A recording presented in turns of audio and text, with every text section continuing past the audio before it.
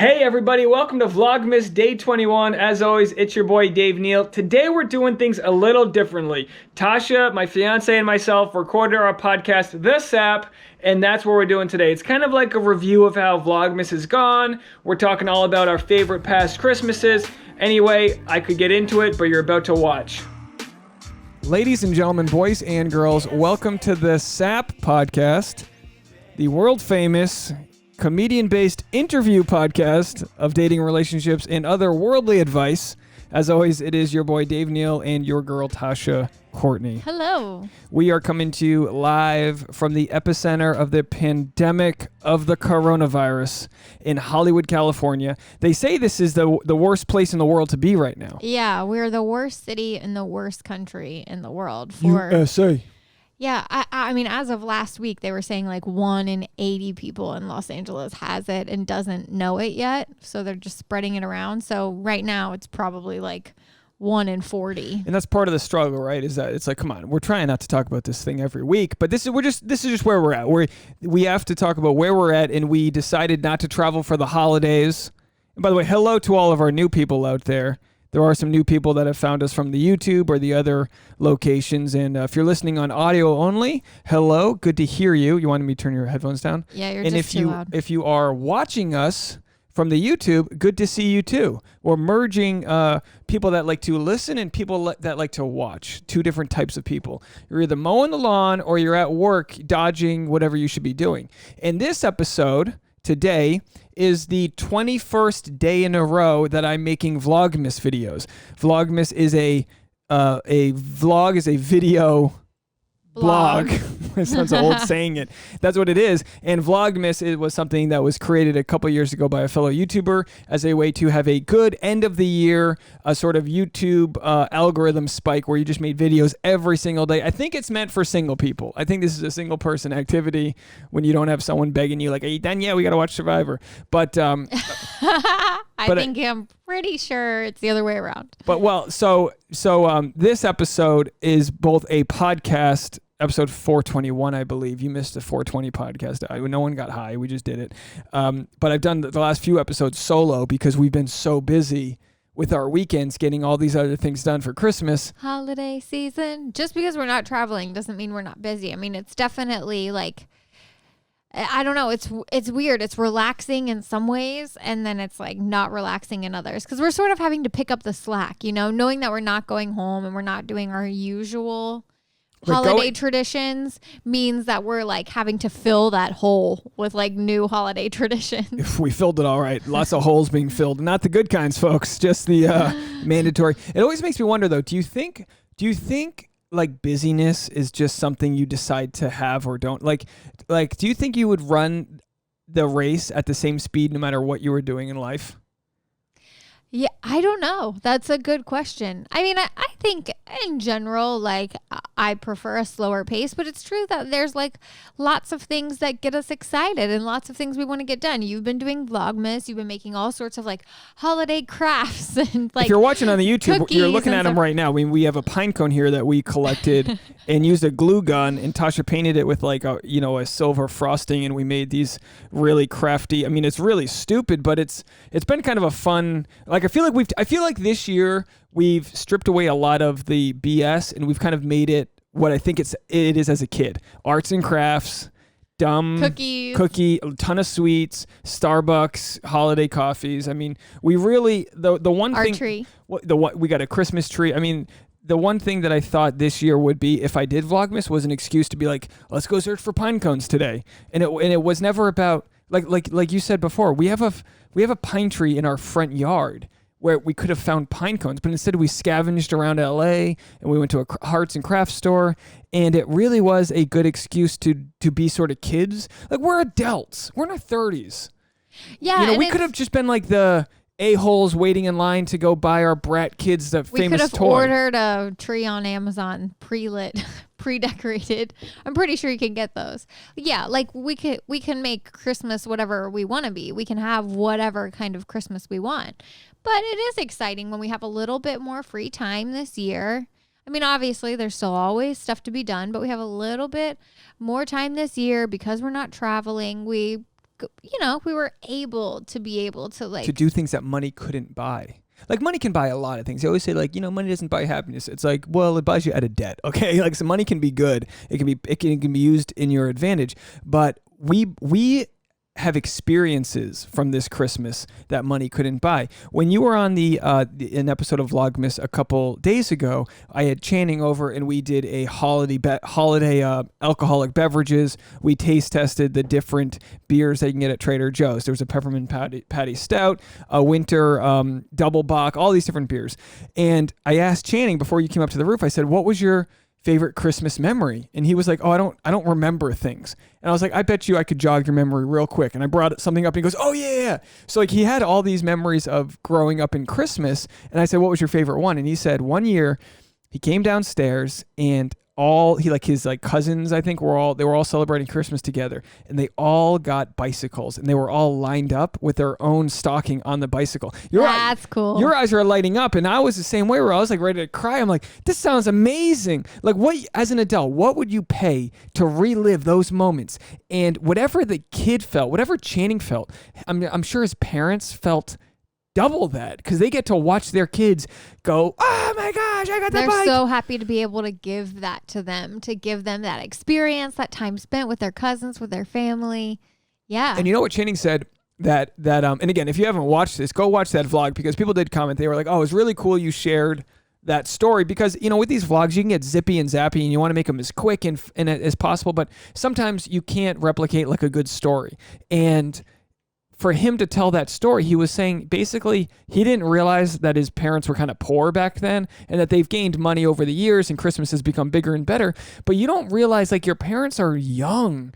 My mom was a single mom at one of my favorite Christmases, and even as a kid, I don't know how she pulled it off, because she was in her 20s with 2 kids. We come downstairs, we're in our new matching pajamas. I have like a scarf on and a winter hat. You as a kid, Christmas morning, you just start putting on clothes that you got for Christmas. I've got a fishing pole in one hand. I'm running around. It's Christmas morning, and you have like the big fluffy slippers. I'm slipping and sliding, and I had a hockey stick. And I just had literally everything I was holding on to, and none of it like I needed, but it was just this fun, cool moment where, and again, it's not materialistic. It's like you've stripped away all other responsibilities. You're not late for school. You don't have a project due. Your mom's not worrying about her sales quota. You're just hanging out and having a coffee.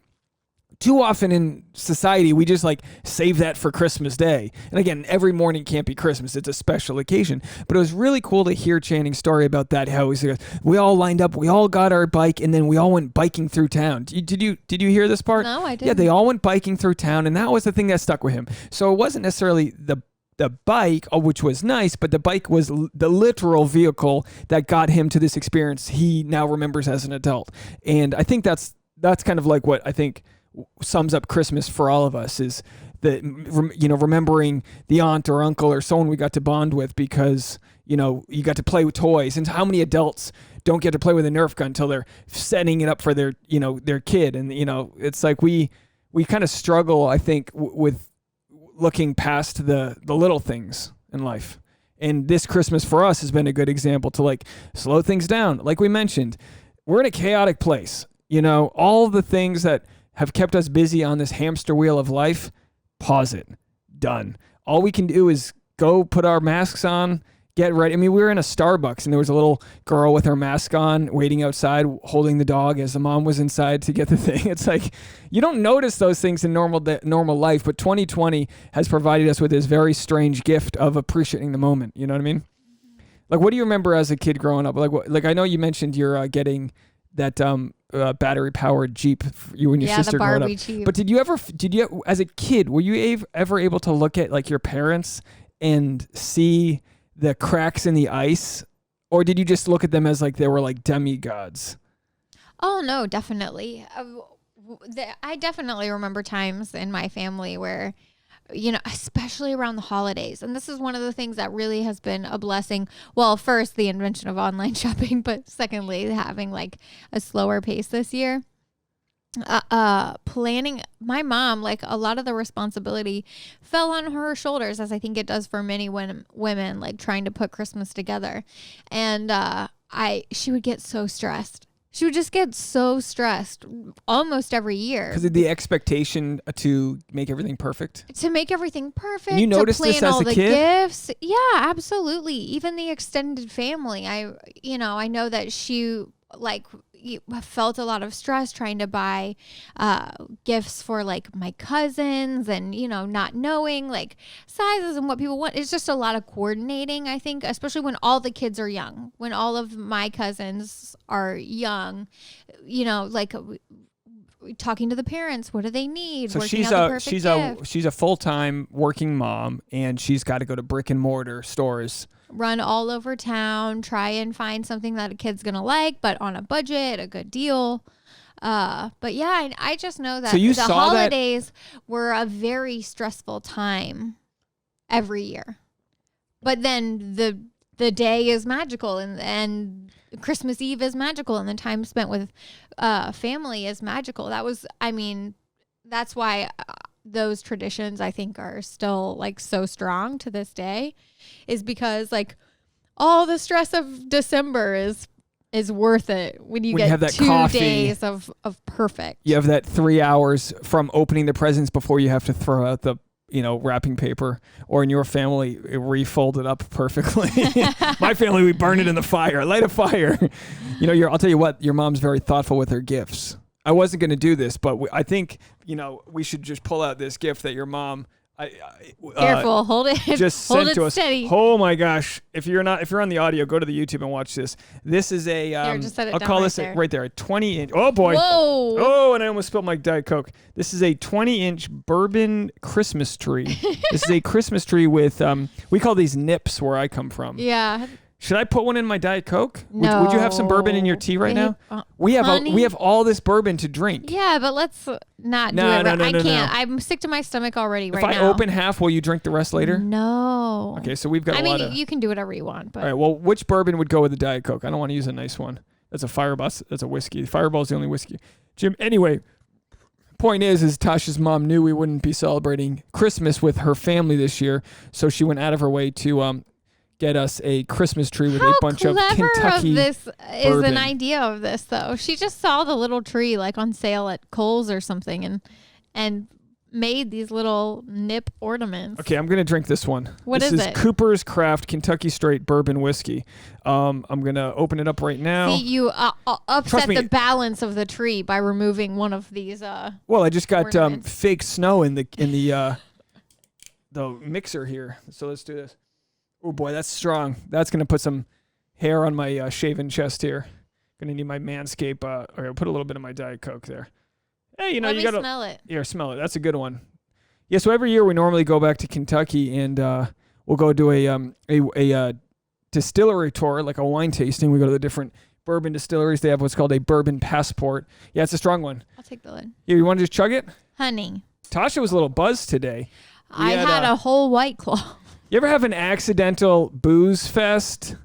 We had an accidental booze fest today, dropping off holiday presents to some friends and family, and they were like, you want a beer? And I had that moment where I go, no. And then he asked me again, you sure you don't want a beer? And I go, give me a beer. I don't know if you knew this, Tasha. You can't say no. And 3 beers later. You can't say no to a beer twice. I said no the first time. He asked me again. I said, load him up. And the next thing you know, he's got a kegerator in the backyard at a very nice place, a very nice outdoor bar in his backyard. And also, and again, we're not giving anyone's location away here, but they had what I would call an adult. Well, you can't leave that there. I got the cross camera. Well, I can't see you. So you're just going to have to put it back over there. So we're going to put the bourbon Christmas tree back. But I asked them, I said, is there anything during the pandemic, these are our friends of ours, I said, is there anything during the pandemic that you'll look back on as sort of a moment where you were able to appreciate, something that happened this year?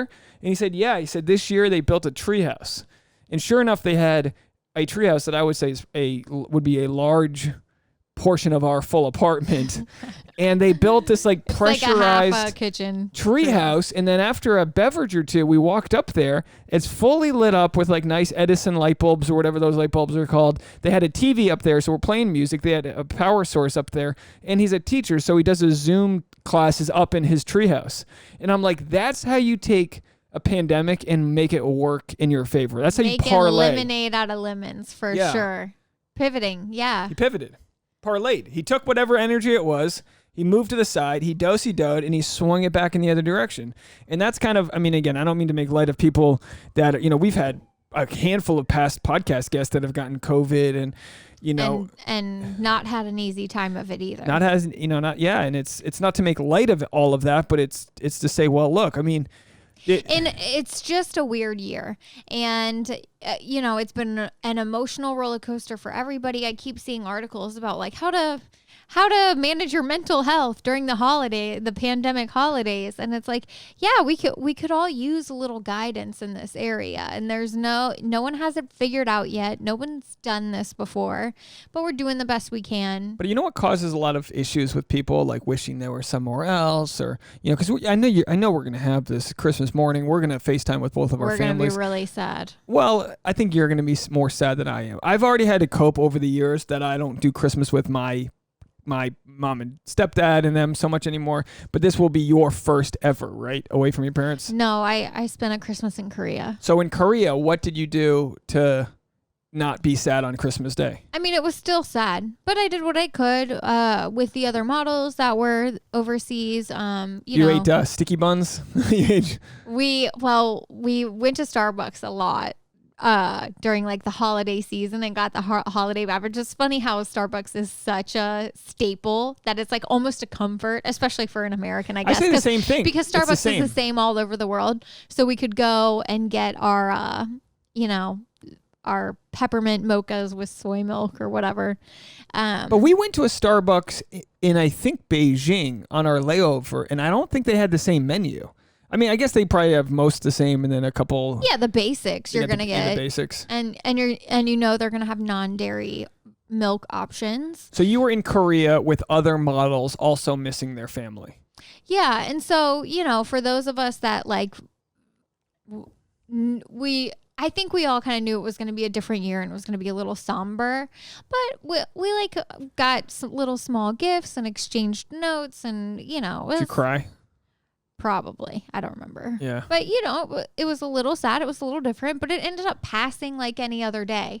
Yeah. You know what I mean? It's still only 12 hours of daylight or whatever it is. I always said that my first Christmas away from family was in Prague with a bunch of friends, and it was one of the best times of my life.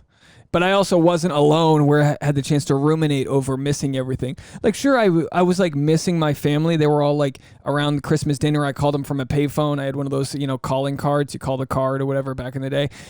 But at the same time, I was calling them from the lobby of the nightclub I was partying at with guys that I had become good friends with. So the camaraderie with them was enough to overcome. And I think that's what, like with you and I, it's like, we're going to miss our family, but at the same time, we've been so busy all of the Christmas season doing good Christmassy things that I think, we can miss them, but it's not going to, I don't think we've wasted any time not getting into the Christmas spirit. It's just a weird year.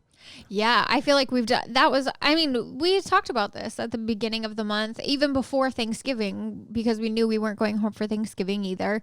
We have known pretty much since the summer that we were not going to go home for the holidays this year. And, we expressed like, here's how we're going to do the holidays and here's how we're going to make sure that it's really special. And I feel like we did all of the things on our list. We said we're going to get a real Christmas tree. We said we're going to make some Christmas cookies or whatever. We've got loads of sweets.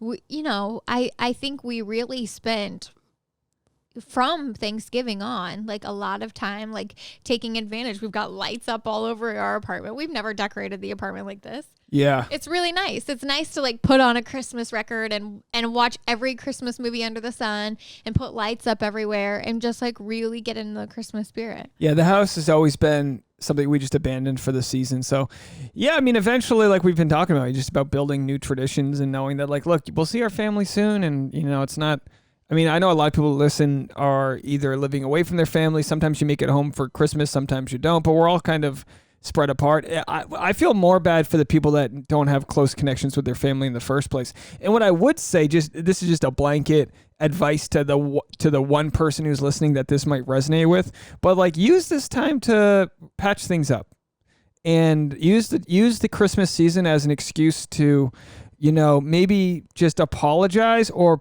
reach out with an olive branch to anyone in your family that you have, unfinished business with. We're too busy, even with our family. Family is the only people we talk to in a way that's so abusive. If you would only talk to your family the way you would talk to a barista at Starbucks, you wouldn't have issues. But and again, not everyone, but in some cases, we get too friendly with how we feel and express our feelings to our family that we don't follow the normal rules of society, and that can lead to, infighting, and that happens, everyone talks about over Thanksgiving, and politically speaking with your family, you're just not going to always agree on anything, but you got to know who's going to go to bat for you. And I, again, this is far from my world, but I have friends that just don't talk to people that are like their moms or their kids or their siblings, and it's like, what could possibly be that sort of much of a wedge in your life that you have to like abandon the proper communication with the closest people? Well, you're also forgetting that like some people, I think you've got to leave it up to people to be able to discern whether or not that's like a viable option for them to be able to like smooth things over, or even if they want to, because not everyone has wonderful parents the way we do. Some people are raised by narcissists. Some people have, real problems, like real fractures in their family that will never be repaired, and maybe they don't want to have repaired. No, it's a good point, and it's a good point that sometimes you have to take care of your own health first, and that's something that you can only like help other people so much. But a lot of issues. I mean, it comes back to like Home Alone. We've watched every Christmas movie over this year, and it's funny when you watch Christmas movies from like long time ago. Like Home Alone's an old movie. We're old, right? And you look at it and you don't even remember half the stuff. And like Kevin's neighbor, right? Kevin McAllister is 10-year-old Macaulay Culkin, 8, whatever his age is, right? And he's giving advice to the neighbor, the old man, who the neighbor doesn't want to talk to his son because his son's moved on. They had a fight many years ago and they haven't spoken since. Basically, they're estranged is the story. But how common is stuff like that where like one little thing drives a wedge and you go, I'll call him next time. And you know what? It's just like the war of art. We talk about resistance. You resist the things that you love. You resist writing the new screenplay. You resist cleaning your room. You resist things that are important into your life. It's never something passive. So for the Home Alone story, fictional, the neighbor, this old man, resisted making up with his son, and that might have been, spoiler, one of the best parts of the movie. And as a kid, it goes right over your head. But then you watch the movie, and it really is a flawless movie. You watch it, and as someone who really appreciates like a movie with a beginning, middle, and end. All of the pieces come together. The bad guys are caught. They're on their way out. Kevin and his mom have sort of reconnected and appreciated themselves. Everyone in the family's loving. And then Kevin looks out the window and he sees his neighbor hugging his adult son and his granddaughter or whatever it is. Mm-hmm. And you go, Jesus, to even think that someone can write down a story that's fake and produce it. And I know it's fake. And I'm watching that, even retelling it. I'm like, this is so special. But it's special because we all have like something like that inside of us that's unresolved. So we have this basic thing as humans, the world, the technology boom, everything's easy. You got to ride scooters and TikTok and this and that. But what's not easy is having uncomfortable conversations. Right, that's it. What's not easy is admitting if you've done something wrong. Have we evolved as quick as technology? Technology can patch you in on FaceTime, it can do this and that, but can you just say you're sorry and you want to hug your dad? And in some cases you can, but that's something that no downloading Instagram or whatever is going to solve for you. The ability to look at something and go, my ego's preventing me from loving deeper and I need to tell this person I love them. That's really, you'll watch grown men, and we watch it all the time. We just finished a season of Survivor, right? And of course on this is an old season we were watching on Netflix. But it's the semifinals. It's like they're down to the final 4 people. They've only been on this island for 30 days. It's not like it's been a year and a half. 30 days into the thing, and everyone who's in the Survivor, the final 4, they have a loved one comes to visit them. They immediately all melt down crying because they get to see someone they love. Yeah. And we take that for granted in so many ways. Yeah, it's interesting to see how much humans are able to endure when they must, right? These people are living on like a spoonful of rice a day in the middle of nowhere, dealing with scheming and manipulating and lying and fighting and physical challenges and mental challenges. And then you see what happens when their loved one comes to the island. It's like a trust happens. They go, oh, this person's not out to get me. It's like they finally, like, yeah, it's like a weight Someone gets in my lifted inner off circle. of their shoulders and they just have a moment of relief and they can have a candid conversation. And it's like, wow. Yeah, to think that emotional release is what happens after you've been like on guard. And isn't that days. Isn't that the beginning of Love Actually, the movie where they just observe people at the airport, hugging each other? No, because I haven't seen it in a few years. Well, we'll watch it, but I'm pretty sure. sure. Watch it tonight? Let's watch it tonight. But that's the movie, right? I think it's Love Actually, but it's every movie where it's like you're watching people hug each other at the airport. You don't need context. You don't need backstory. You watch a military dude come home and his dog kicks him over, and his kid's there, and everyone's the tree That's falls. an instant tearjerker. It's a tearjerker. That's a universal understanding. We watched it on love. The Bachelor this last week, where one of the contestants, his brother, the contestant's name's Ivan. He's top 4 on The Bachelorette. He's been quarantined in Palm Springs, hasn't had any contact with his brother, and his brother comes and surprises him, and his brother had been in jail and he struggles with addiction, and you just see the love. And again, nothing on paper, like you just feel it. You feel this wave of emotions and you go, if this wave of emotions can overcome me through the internet or through the TV, how real is that? And like you had mentioned with Survivor, you've got basically people, you've got the human body. It's crazy, right? We live in Los Angeles. It's a warm climate. Our blood is thinner than when I used to live in Boston. I get cold easier. The body adapts to the environment. You lose weight. If I start working out again, I get more bone density. The body says, oh, we need these bones to be stronger because you're carrying heavier things. You go in the water, you get little wrinkly feet to get better traction on the stones or whatever the heck the biology is. But it's all these things. It's one after another.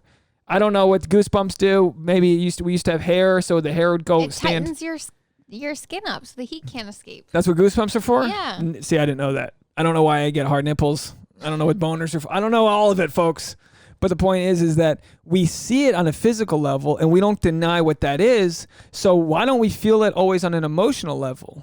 And it's got to do with some sort of systematic survival technique to not show emotion. But I think we're approaching a place in society where showing that emotion is the survival technique. Showing the ability to love, to let go, to feel things, to express them to others, to not harbor bitterness. And what we always look for every year, the end of December comes around and we go, what are we going to do to become better people for next year? And there's always like, well, you got to lift more. I need to do more planks. I'm eating too much sugar. Of course, that's all true. But also not just what we put into our body, but what we put out of our body is what's important. How do we get out of our body the toxic thoughts, the ruminating, the feelings of self-hatred? We've all got different things. I feel like I have my own sort of, like if I could just speak for you tell me if I'm wrong. Go ahead. I feel like you have self-hatred in your own way.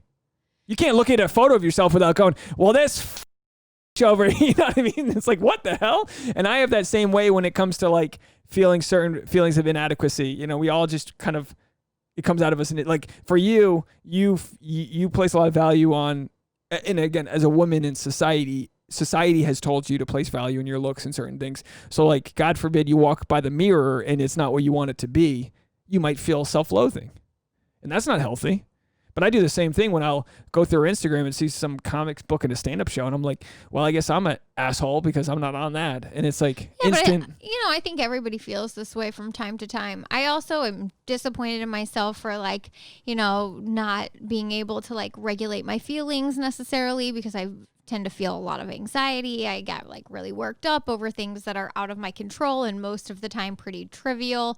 But like for some reason, my limbic system is very sensitive. And, all of those things are frustrating. I want to be more focused. I want to be more driven. I want to be more, I want to have like better concentration. But do you think wanting more focus and concentration is another way that you hold yourself to too high of a standard? Sure, totally. I mean, Petra Kolber talks about that in the Perfection That Detox. that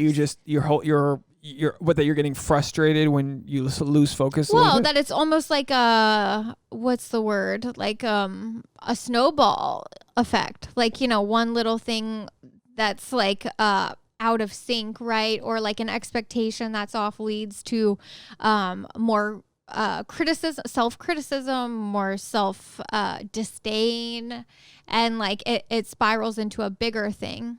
I've read this article and I want you to read it. I want to do a proper episode on this article where we take the other gender's point of view, but it was written by a woman and it was basically about how we need to do a better job of delegating tasks to the men, because it's not necessarily that they don't want to do the tasks. It's that society has let women be more perfectionists.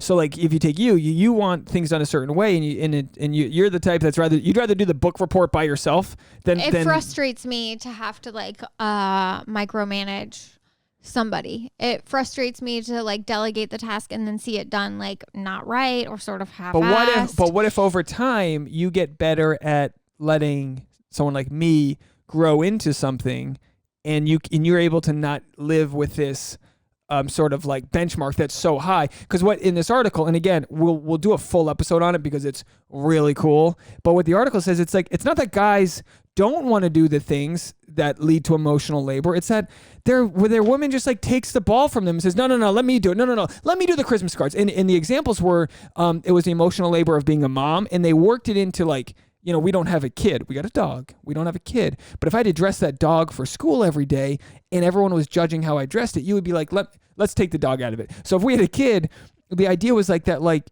if I dressed her, it would never be good enough for I wouldn't notice the wrinkles. There would just be certain things that just don't live up to your standards. So it's like, you know what? Let me just dress the dog, the kid. So the idea behind it was not blaming women, but saying, okay, it's not just emotional labor. Men are bad, women are good. It's learning that there has been sort of a bar set to a certain level of sort of perfection that is simply unattainable for certain types of people. Like I always say, listen, I've had this conversation so many times, and I kind of had it recently with my mom, the nature versus nurture situation, about what was this? I'm trying to think how it got brought up in the first place. I think it had something to do with like schoolwork or managing schoolwork. My brother versus he has two older sisters, right? And my mom and I were like, well, is this a gender thing? Is this an individual personality thing? Or is this like a societal thing? Because I don't know that there have been studies done, but I think that there is maybe an idea in society, which means it's probably relatively common, that girls from a young age are held to a very high standard, right? They're more likely to behave in class because they're told that that's what a good girl does, right? Whereas boys, rowdiness is excused with a sort of boys will be boys. Leadership versus bossiness. Right. So there's a lot of societal stuff that happens from the time you're teeny tiny that affects your the way you internalize, like how your personality is developed based on your own reflection, right? But do you think you've got that society imprint on you, or do you think you were just in your DNA meant to be a perfectionist and your skill is the detail? I absolutely believe that society aided me into becoming this person that I am. Do I think it's 100% society? No, I think it's a mix of both. I mean, I think that makes the most sense. Some people are destined to be messy and some people are destined to be clean. But if from a young age you are told that you are a crummy girl if you're messy, well then gosh darn, you best believe that you learn right away how to keep things tidy. Do you remember any instances of shame growing up where you naturally didn't fit into the box that was supposed to for a young woman? I don't remember feeling a whole lot of shame. I think I'm lucky. Like slipping in school? Was there ever instance where you get a bad grade and you don't want to tell your mom because you're going to feel shame because you were supposed to be perfect in that class? I cheated on Here it how comes, to folks. spell orange in probably the first grade. My friend Candace told me. Candace. Yeah, because So there you was were- no way I was going to get anything wrong on I my spelling bet test. You cheated a lot. Absolutely not. I no. bet you cheated. That's the reason I remember it is because it's like the one time I cheated in my life. Orange. I didn't know how to spell orange. And orange. I'll never forget it. How did you spell it? I just wasn't sure. I hadn't studied and I wasn't sure how to spell it. Oh, you must have been stressed out. No, That's funny. but I don't think that I had a whole lot of feelings of shame from doing wrong, but I think I was also just one of those kids who was very observant and noticed other people's shame, right? Are you afraid to be wrong? Are you afraid to ask a stupid question? I mean, not around me because you've obviously got comfort, but no, I don't think so. I was lucky that I grew up in a house. My mom and my grandma were both teachers, and so I think they encouraged like a lot of. And I just always I naturally did well in school. The only time I didn't do well was starting around fourth grade or fifth grade. Fourth or fifth grade math. I did not do well. Oh, your And math then is horrible. Don't ever get a to tip from Tasha. She's gonna true. guess. You're She's so gonna give you a full tip of with a it. question mark on it. You're so full of it. But starting sixth grade, I had a very good math teacher in sixth grade, and it completely turned it around for me, and I excelled in math after that. But I think I never was, I didn't, see, this is why you always call me autistic, because I like. Oh, that sounds horrible. You are on the spectrum. You're for sure. Right in, folks. I don't think I felt a whole lot of feelings of I felt shame when I knew I was doing poorly around fourth grade in math for sure, but I don't think I was ever embarrassed to raise my hand and ask a question if I knew I needed more explaining, because I knew that the answer was right on the other end of that. But what we look for, like as adults, for me is like I look for laughter. I look for being goofy. You always say, like, and again, you're not. So, but you're not afraid, just to turn it around, you're not afraid of not trying a joke because there's a chance it might not land. Well, but I was never told I never had this fear of rejection. Like growing up in the sports I played, I've just for whatever reason always gravitated to the position that makes me fail. Pitching, quarterback, stand up. It's always built on failure. Everything in baseball is built on failure. You've seen me fail on that mound where I can't get out of it until they have to pull me out of the game. It's interesting because all success is built on failure, right? No one ever succeeds at anything their first try. I mean, they might with dumb luck, but when we're talking about like building a life where you've achieved quite a bit, you're standing on top of this mountain of success. People don't get to the top of the mountain of success by only succeeding, by only getting things right. They get to the top of the mountain of success with thousands of failures.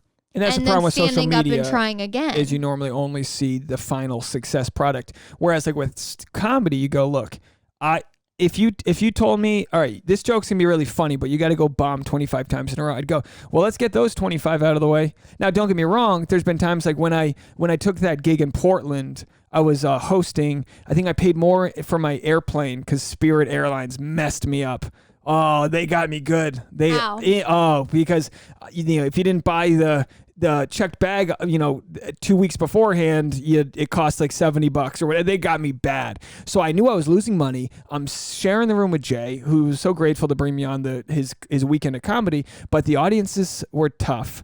And I didn't perform well, but I set this bar so high for myself that I couldn't possibly succeed. And I was like, why am I being so hard on myself when all of stand-up is built on looking like the cool guy who doesn't give two shits? And yet there I am being like, I got to do so well. And so my own perfection in that moment decreased the likelihood that I would even do well. And it was all, and I learned that by the last night. You're holding on to expectations and you're holding on to results. I mean, everyone knows that you have a better time when you let go of your expectations and you just let it go how it goes. That's like that creative flow we talk about, where like when you're in the moment, you're not worried. And a lot of times with like any Olympic sport, whether it's gymnastics or like the snowboarding, if you like have a good early round, then you can mess around on your final take because I already got the good one. And that's how, like with people that shoot their comedy specials, I had crushed my first set, so I was able to stay loose. And the second set was even better. I got to do some weird stuff.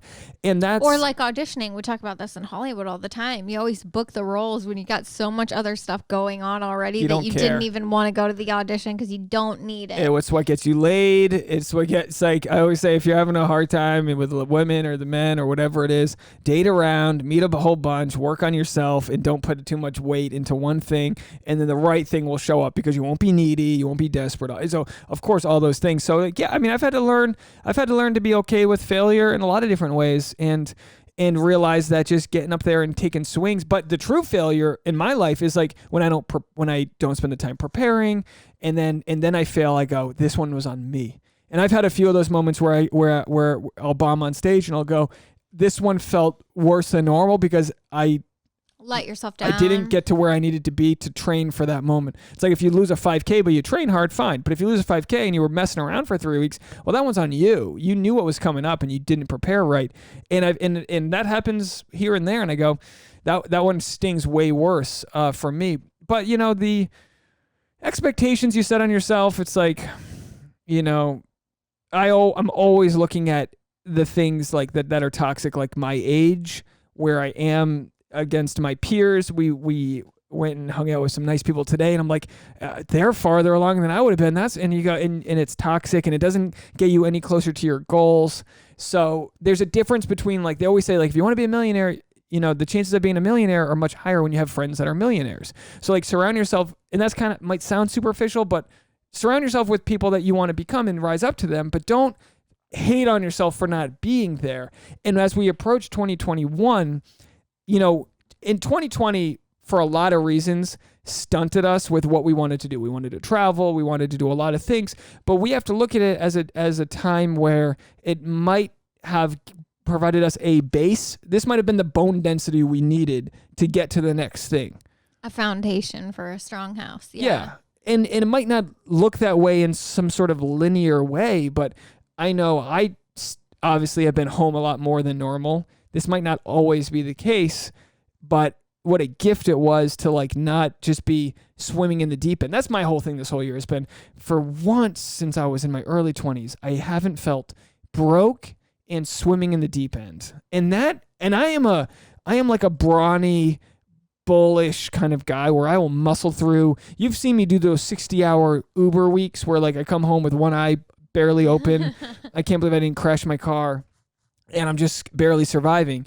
And that might feel good, like, oh, okay, that feels good for the work ethic, but to have the chance to be in the shallows and not feel desperate, and actually, in for a lot of reasons, that might not have been everyone's 2020, but for me, that's what it was, like something that physically forced me to slow down and reprioritize and just look at things. And we've seen like just the growth in other ways where it's like I'm worth more as a voice than I am as a driver. I'm worth more as someone who's going to relate to others on a platform than I am as whatever. But we live in this world where when you want to do something creative, you're almost forced to do the BS jobs that suck your soul. Then you have to like refine who you are, and maybe you're better. Like I almost feel like, okay, I had jobs that broke me down.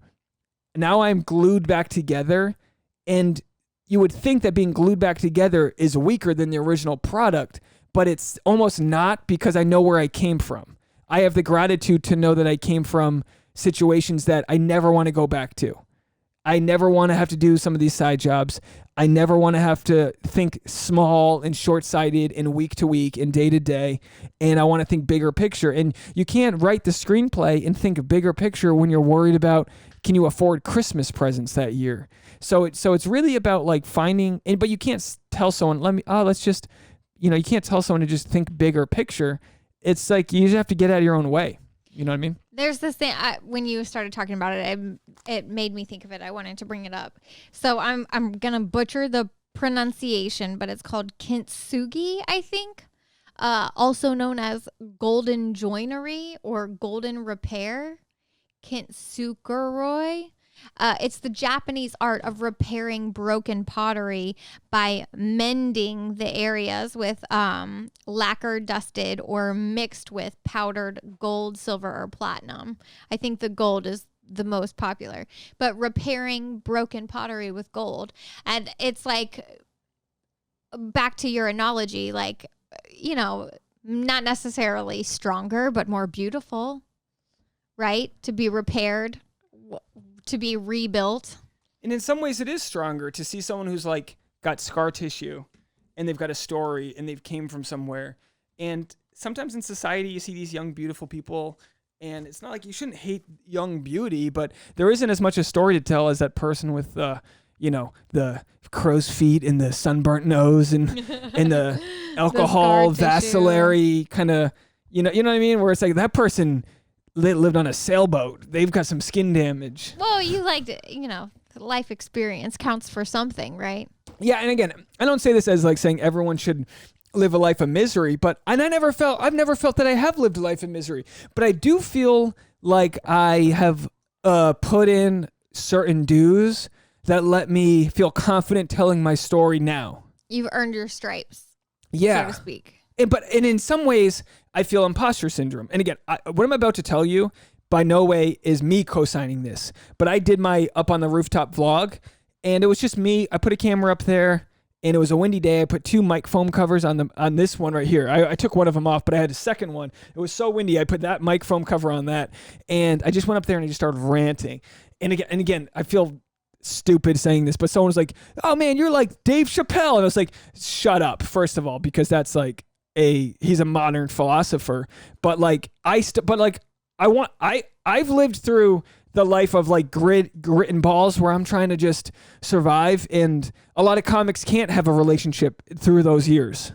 A lot of comics can't give their time to someone else while they still figure out what their identity is, because it's hard. And I give you credit for sticking with me, because like you agreed to marry a guy who's not that successful in a monetary way, who doesn't have a lot of things that other people might have, but like I've just been depositing my retirement on equity of like my voice and what I want to talk about, and you as well. And when it comes to Christmas, it's like, what do I want for Christmas? Well, this is it. Like I don't want much of anything material, because everything I value in life is like experiential and with those that I love, and just sharing our story. So that for me, my greatest feeling with like the podcast and YouTube and all that is just the chance to relate to others and share what my story is, and not in a way that's any better or worse than anyone else's, but just I get it because I'm going through it myself. And what I've learned, what I feel like I've learned, is that how can somebody else shoot for their dreams? You got Ben out there in Pittsburgh. He's always commenting on like saying he appreciates me talk about my hustle, because like I don't want people to think, oh, I just hit the record button and I feel good and the day's over. No, I got nights where I'm conniving and feeling like a piece of shit and other issues and not feeling. Do you even know what that means? Yeah, you don't think I'm conniving? You don't think I'm up there going, how can I get this thing I want to get? Scheming's a good word. I'm always scheming. It's pinky in the brain. Conniving is like very underhanded. Well, I'm pinky in the brain. I'm always looking, how can I get what I need to get so I can get my thing going? And yeah, I mean, when all you see is finished products, which like you said is a lot of social media or YouTube or whatever, all you see are these the Mr. Beasts of YouTube, people who are wildly successful. It's hard to know what the roadmap is for you to get there yourself, for you to follow your dreams. And like, as an artist, it's funny, like as a kid, we're just talking about like, oh, what informs like who you are today. I was told so many things that I could never be. Couldn't be an astronaut, not good enough at math. Couldn't be a ballerina because their joints are done by age 20. Couldn't be an artist because artists are poor. But that's not necessarily true these days. If you have a dream, you should be able to follow it, even if it isn't your retirement plan. You know what I mean? Even if nobody makes money being a professional dancer, because it is hard to make money being a professional dancer, there's no reason that can't be a part of your life as an adult. That's no reason. I mean, there's plenty of successful dancers out there. So you have just a shot as anybody else if you really believe in something and you really want to follow your dream. But it does make it harder to achieve those goals when you don't see a roadmap anywhere, because you don't know anyone else who's done it. Yeah, it's it's not as simple as following the path of being a doctor or a pharmacist, because it's laid out right in front of you. You go to this school, you take this test, you pass this exam. But of course, you have Bingo. a higher chance of being a doctor if your mom's a doctor. I was watching a football game, and the punt returner, they were like, "Oh, he's a rookie," but his parents were both Olympic track and field runners, and it's like, bingo! This guy knew he was fast. This guy went to the track with his parents. This guy, everybody told him he could. Ran out of the womb. Everyone told him he could, and people conspired to make it happen. Right? His coaches gave him extra attention, right? They herded him into the best school, whatever it is. But like, in a lot of creative fields, a lot of newer type, like internet marketing, influencing, like all of that stuff, it's brand new and people are just kind of figuring it out as they go. So there's not a roadmap in front of you, and you might not necessarily have a person who can help walk you through, like, here are the things you should know. Yeah. And I think with the internet, it is becoming more transparent. But like, yes, me, like, I got into stand-up after going to watch somebody else do a showcase show, which you eventually came to my showcase show as a friend when we were just friends, my first show ever. But I had done that show because several months earlier, my first week in LA, I was invited to that show. So it's like a cult in that way. And then I got to see bad comics work on their jokes. So it's no surprise to me that I was able to see the roadmap, because stand-up comedy is done in the public's eye. You work on things in front of an audience. If you just see someone doing Beethoven's Fifth on the piano, you don't know how they got there. And they were able to tinker and coach and this and that all the way there. So that's why I have been always comfortable sharing my sort of my life and the things that have worked and haven't worked, because I'm just figuring it out everybody else. I'm blue collar with that. I went to business school. I don't know how cameras are. I'm not supposed to know how cameras work, but all I've done is study camera and sound. And while it's like I take it for granted, when I explain things to other people that don't know, it's like, oh, I've got value with knowing what these things do and how they work together. So to wrap it all up with Vlogmas, this sort of journey of doing 25 straight days of video content that's highly edited, put together. I shouldn't have known how to do this and didn't know how to do this 10 years ago, but... You didn't even know how to do it last year. I didn't know how to do it last year. I knew how to do it like once every few months. I could put a video together, but then once you realize it, what I've had to learn is perfection is the enemy of good. Good's okay. If I can make a product, like I made a video a couple days ago and I forgot to, you saw me last night. I fell asleep at the computer. I was kind of kidding, like, oh, I'll pass out, and then I passed out. Like, you've seen me sleeping at my laptop trying to like finish these products, and many times I'm up at 2 a.m. just hitting the final buttons on it. But I've made mistakes. I've got typos in some of them. Some of the aspect ratios off, and you see the black bars because I forgot to size it appropriately. And I would say 98%.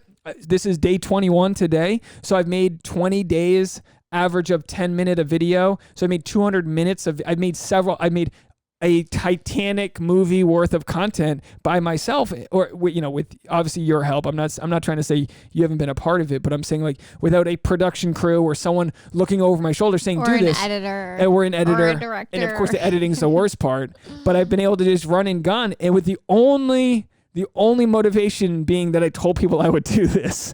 So it's like, there have been days when it's like the afternoon and it's like, this is the darkest time of the year. The sun's setting at 4:00, and it's like, there's been days where the sun's about to go down and I haven't started rolling on that day's footage yet. And I'm like, I got to get going. Like for tomorrow, this is it. This is the video for tomorrow. This is probably the easiest because it's just, it's just editing the multi-camera together. It's a little different than normal, but we're trying to put together drone shots and this and that. But I've been in parking lots of Starbucks and Dunkin' Donuts running my drone, meeting strangers that are like, hey, what are you doing there, neighbor? Today at Starbucks, the guy's like, oh, you were shooting vlogs last night.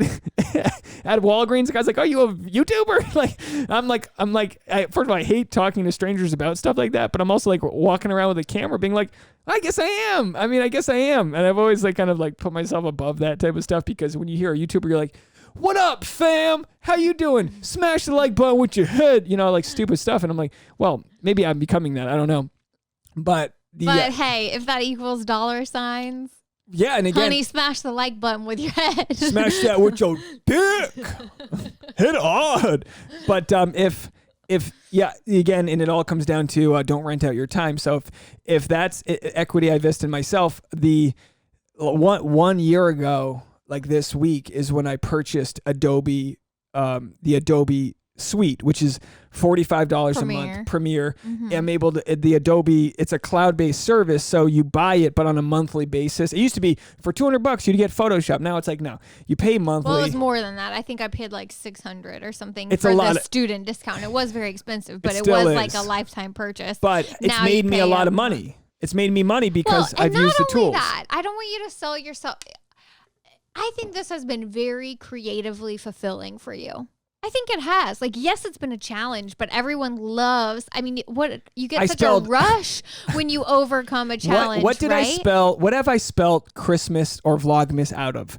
I cooked bacon and made it say Christmas and Vlogmas. You did it with the marker. I don't know if you knew this, but I did it with dog biscuits. And I spelt Christmas or Vlogmas into the dust on the window upstairs. I spit on my finger and I wrote it into the dust. What window? On the window on the top of the roof. I went up, I climbed the fire escape to the top of the roof at sunset.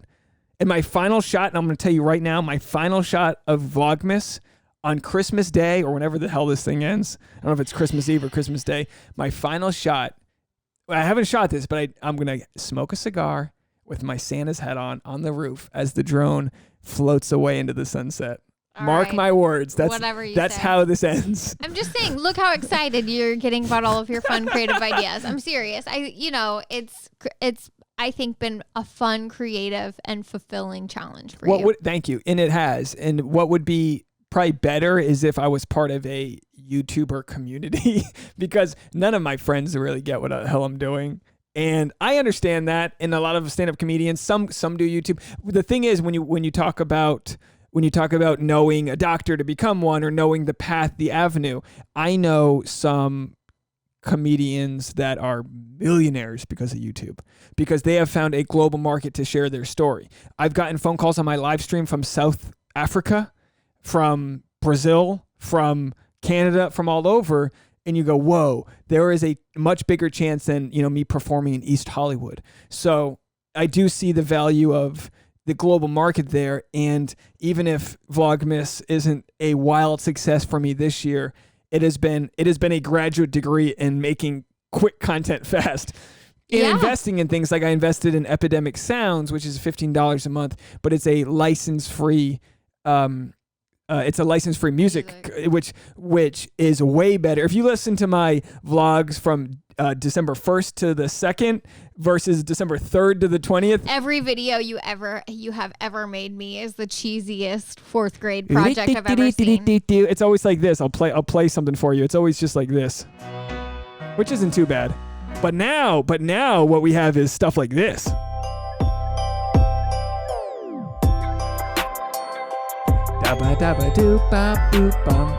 This is so basically what I'm saying is I'm going to need you to remake every video you've ever made me because I need good content for our blog. So for Christmas, I want everyone to give themselves the gift of investing in themselves. Give yourself the tools you need to tell your story to the best that you can, and don't skimp. Doesn't mean you need to blow your whole savings on a camera. The tool might be something free. It might be the time. The tool might be having the time invested in yourself. The tool might be time management. For me, it's like really important to get a really good calendar every year. Tasha loves a good calendar. I love a good calendar. I put this in one of my vlogs recently because you were looking at the calendars going, oh, is this a good calendar? Tasha loves a new calendar. It's a part of her year. Set yourself up with the resources you need to succeed. And that might be spending money on a cord or a camera or sounds or whatever. But that might be just like, talking to the people you need to talk to, asking questions. Yeah. Learning, growth mindset. So that's the Christmas gift I wish to give all of you. I appreciate everyone who stuck with us during a very interesting and trying year. I know a lot of people that listen to the podcast are no longer listening because they don't go to work anymore and other things like that. So while we work through this whole thing, just know that I appreciate you guys sticking around. For everyone who's on the Patreon, Christmas cards are on the way. If you want to be a part of the Patreon, we do extra solo and road trip episodes every couple episodes a month, 2 to 4 a month, and that's patreon.com/thesap, patreon.com/thesap. The Patreon community has been paramount in helping us upgrade our equipment to really tell our story. And of course, Tasha, best fiance I could have for Christmas. While we will be away from a lot of the ones we loved, we will be with each other, and the love we have will be enough for us on Christmas morning. Plus, we have some cool presents to open up. So I'm feeling overwhelmed in a good way with Christmas joy this 2020, and I hope you feel that as well. So without further ado, I'll play a song from Epidemic Sounds to end us. This is called Christmas in LA, which is where we'll be this year. Write in sexuallypodcast@gmail.com. Tasha's Instagram is @Tasha Courtney. Go over there. She always loves it when you comment and share her photos and all that stuff. Everyone loves it when everyone reach out to Tasha. Say hi to Tasha. And I'm @DNeals, DNEALZ. Anything else we need to say? Check out Dave's YouTube videos. Check out the Vlogmas videos. There's a really cute video of Boone that I've been sharing around. And also please check out our blog, our travel blog. It's wearetravels.com/blog. We got a lot of fun stories up there. And Dave actually owes me a road trip story from last year, where just our newest blog post is reminiscing about last year's Christmas road trip. Since we will be stuck right here in LA this year, we can reminisce about our good times road tripping cross country. So get that bone density underneath you, folks, and get ready to take the leap into the next level of life. This was our Christmas episode. So we will see you next week after Christmas. Feel free to share with us all the Christmas gifts you got. I guess we'll be talking about our Christmas gifts. We'll do a Christmas gift review episode next week. Oh, boy. And all right, this song is called Christmas in LA. Bye, everybody.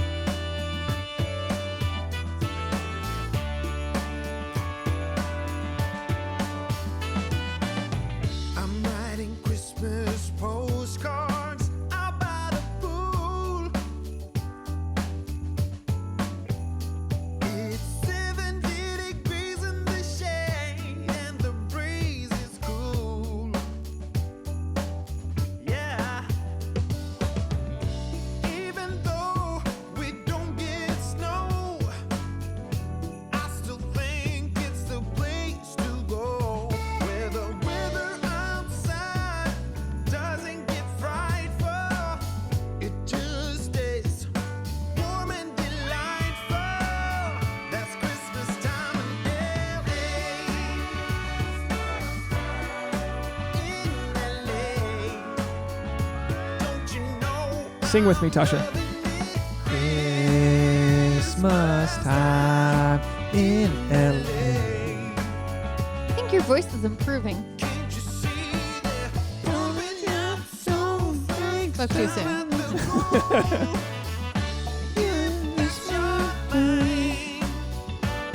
It's Christmas time. Christmas time in LA. In LA. If you go cruising downtown, it's a curtain of lights. There's 3 minutes left to the song. It's a really good song. And the tree at the Staples Center is the prettiest sight. Now who said Christmas must be white? I don't think Bing Crosby got that right. The weather outside doesn't get frightful. It just stays Warm and delightful.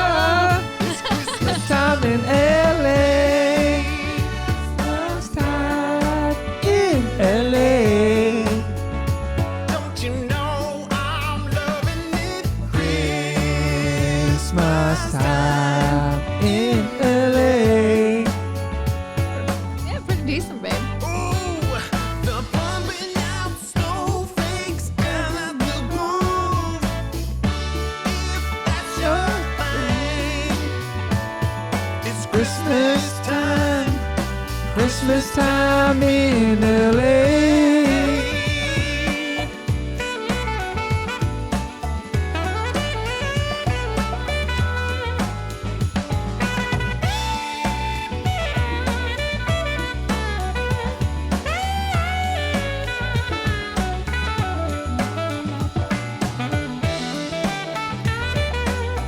Happy holidays. It's Christmas time in LA. This guy sings the shit out of this song. In LA. Don't you know it's Christmas time in LA. Oh, don't you know it's Christmas time in LA. Feel bad. yeah. Oh, it's Christmas If they're still listening, it's on them. time in LA. Can't you see they're pumping out snowflakes down at the road? If that's your thing, it's Christmas time. Christmas time in LA. In LA. Christmas time in LA. Merry Christmas, everybody. See you next week.